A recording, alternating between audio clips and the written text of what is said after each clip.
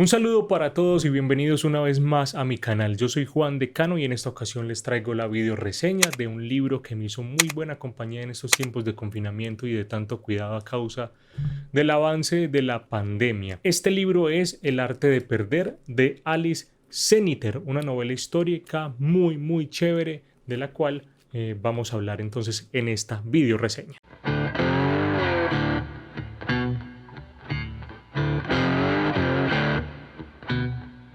Esta, como bien dije, es una novela histórica que transcurre entre 1962 y el 2012. Ubicamos los personajes en estos dos periodos de tiempo, cada uno contando su propia historia y nosotros conectándonos pues a través del tiempo mediante este libro. Mientras pasan las hojas, pues también va pasando los años en esta novela histórica. El libro también está situado en dos lugares totalmente diferentes, en Francia para el 2012 y en Argelia para 1962. Importantísimo ese año 1962 porque es cuando se formaron todos los grupos insurgentes, entre ellos el FLN, en busca de la independencia del pueblo francés. Ellos ya querían ser no esa Argelia francesa que estaba destinada básicamente a dar todo lo que producían a Francia, sino sobre todo pues que era una Francia que se estaba recuperando de la guerra para 1960, todavía estaba en ese proceso. Entonces ellos ya no querían ser eso, ya querían ser una Argelia totalmente independiente, y entonces ahí en medio de eso se forma una revolución. En este tiempo hay muchísima sangre, hay muchísimos muertos, pagan niños, pagan ancianos, todas las personas, o sea, nadie se libra de los conflictos y del terror y de los sucesos que trae esta guerra. También propio de ello pues empieza a aparecer el hambre, empieza la falta de estabilidad económica, pues el deterioro en la salud y en muchísimos otros sectores dentro de esta sociedad argelina que estaba en busca pues de su independencia.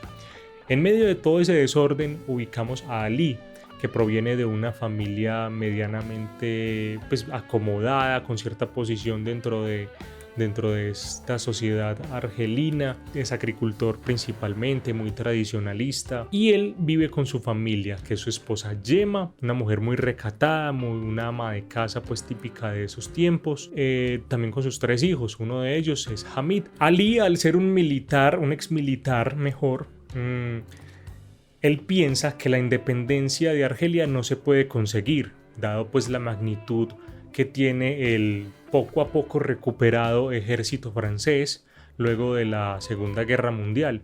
Entonces él duda mucho de que esta independencia y de que el FLN en realidad sea algo bien organizado y pueda lograrse en algún momento llegar a ser argelinos totalmente independizados.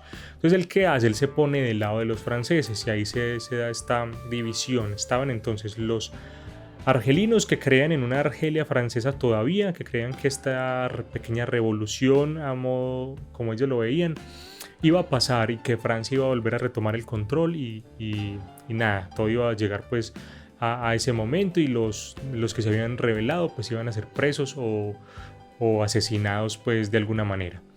Y también se da la otra posición, que eran las personas revolucionarias, ¿cierto? Que creían en esta Argelia francesa. Ali se pone del lado de los, que creían en esa Argelia independiente. Ali se pone entonces del lado de los franceses y comienza a llevar información, a servir de carrito, trayendo información entonces del pueblo argelino, de lo que está pasando con la revolución, de lo que él se podía enterar por familiares, y se lo empieza a vender a los franceses en busca de una futura protección, pues cuando él, según él, Francia iba a volver a recuperar entonces el territorio argelino. Aquí se produce la primera pérdida o la gran pérdida de la familia de Ali, porque en realidad la independencia sí se logra y ellos, su familia entera, quedan vistos como traidores.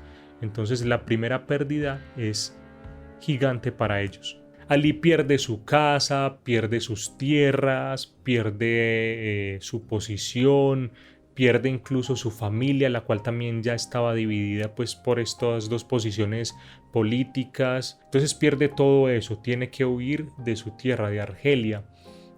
¿A dónde? Al único país que él cree que lo puede acoger, que es Francia. Pues al ser un argelino francés, él se le permite entonces ser reconocido en teoría como un francés. Entonces, con ayuda de esos militares a los que él les vendió información, logra huir de Argelia y llega a Francia. Ellos no llegan precisamente a establecerse en alguna de las ciudades francesas, llegan a un campo de concentración que había servido para guardar civiles españoles que huían de la guerra civil española por allá en el 39. Entonces esos republicanos se establecieron en un campo de concentración que se llamó el campo de Ribesaltes. En ese campo de concentración, luego de eso, los alemanes durante la Segunda Guerra Mundial guardaban presos de guerra y también ellos hacían pues sus trabajos ahí y sus estrategias.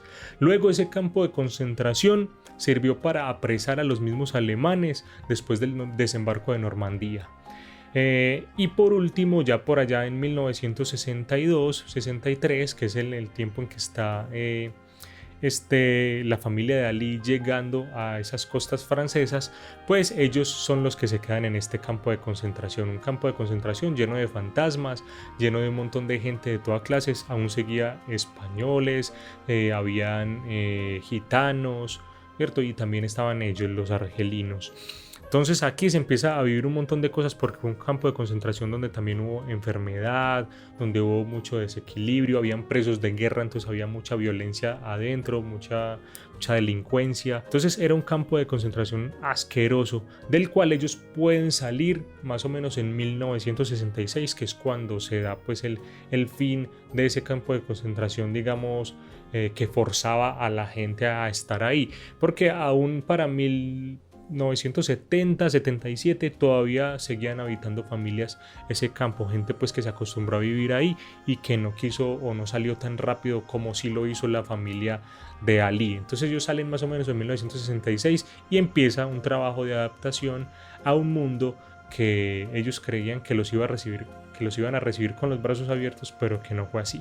Al ser argelinos, al tener un color de piel diferente, un cabello diferente, una religión y una forma de ver el mundo diferente, entonces ellos no son aceptados realmente como franceses, y eso que habían dado muchos de ellos, sus familias, la vida de muchos de sus seres queridos en Argelia, justamente por defender esa causa francesa. Pero a los franceses eso les valía huevo. Lo seguía tratando así. Recuerden que lo desconocido siempre va a generar como esa repulsión, ¿cierto? Le tememos demasiado a eso. Además porque veníamos, pues en ese tiempo estaban los franceses todavía muy tocados con lo que fue la Segunda Guerra Mundial, entonces se pensaba mucho en el gueto, en apartar, en la xenofobia, ¿cierto? Estaba muy latente ahí todavía, entonces ellos se alcanzaron a contagiar de todo este pensamiento que venía del nacionalsocialismo, pues, y a los argelinos entonces los ponen en lugares totalmente alejados, les dan los trabajos más duros, más pesados y más mal pagos. Y los aíslan, los tratan de aislar, pues como que listo, bienvenidos, pero no, ellos son ahí como muy relegados. Entonces así es como les toca vivir a los argelinos en esa Francia de 1970. ¿Qué pasa con la familia en ese momento? Ya cuando avanzan los años, Hamid crece, Hamid es el hijo pues de Ali, uno de los 3 hijos de Ali. Crece en una Europa pues ya en la que él se empieza a adaptar, una Europa más liberal, con unos pensamientos diferentes, entonces empieza a llenar de todo esto, empiezan a perder su identidad, su religión, sus tradiciones, su idioma que era el kabileño.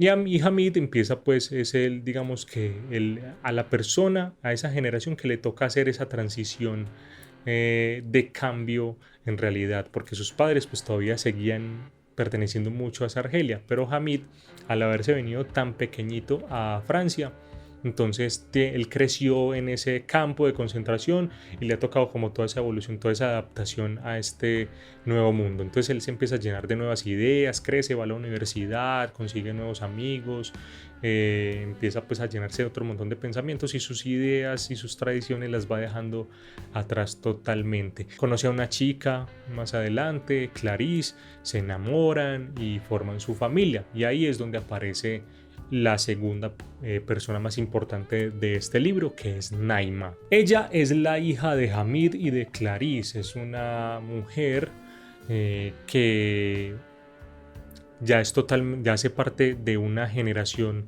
totalmente diferente.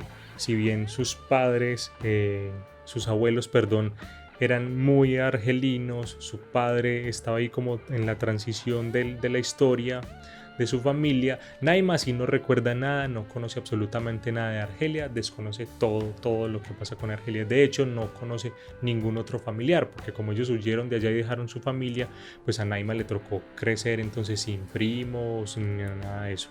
Entonces ella es muy sola en ese sentido.